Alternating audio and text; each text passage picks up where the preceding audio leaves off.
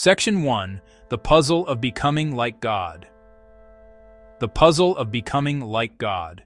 Many read a short sentence in Genesis and move on without a second thought. Yet Genesis 3:22 is weighty for all humanity. It says, "Behold, the man has become like one of us to know good and evil.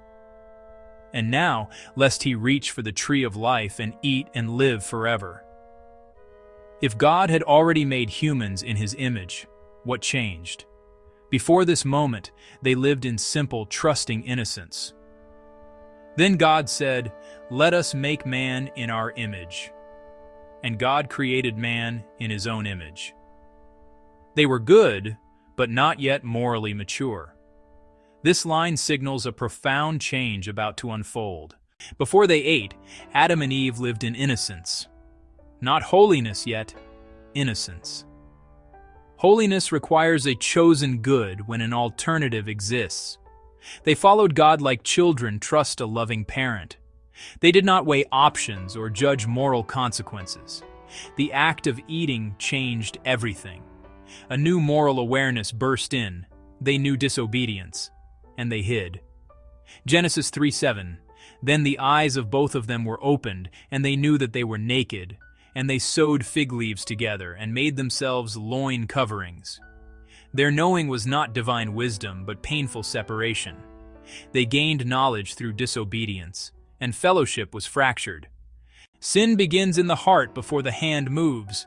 Genesis 3:6. Then the woman saw, good for food, a delight to the eyes, desirable to make one wise.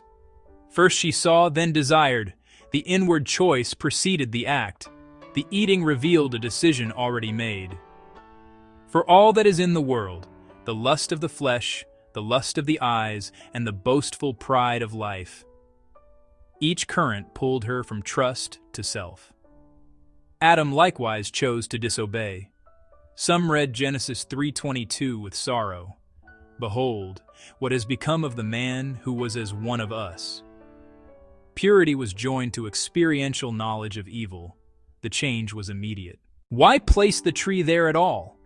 For real choice. Programmed obedience is not moral love. Obedience becomes love when it trusts God over desire. The tree was opportunity, not trap. God made obedience meaningful. I have set before you life and death, the blessing and the curse. So choose life. Scripture places real choices before us. Without the possibility of no, our yes means little. God risked rejection so love could be genuine. The tree enabled a journey from innocence to holiness, and God planned for redemption. Knowledge brought growth and accountability. After the fall, every choice became weighty. Genesis 4 shows the burden in action. If you do well, will not your countenance be lifted up? If you do not do well, sin is lying at the door, but you must rule over it. We bear a conscience, a law written on the heart. We are free to choose and accountable for choices. God's justice is righteous. Accountability makes grace beautiful. God strengthens us to choose the good, again and again. Even in judgment, God gave hope. I will put enmity between you and the woman. He shall bruise your head, and you shall bruise his heel. The proto-evangelium, the first gospel, from promise to fulfillment in Jesus Christ. He was wounded, yet won the decisive victory. This man, delivered by the predetermined plan and foreknowledge of God, he chose us in him before the foundation of the world. From garden to cross to kingdom, a single redeeming thread. What began at a closed gate will end with open gates and restored life. Chosen, redeemed, perfected in his goodness, forever.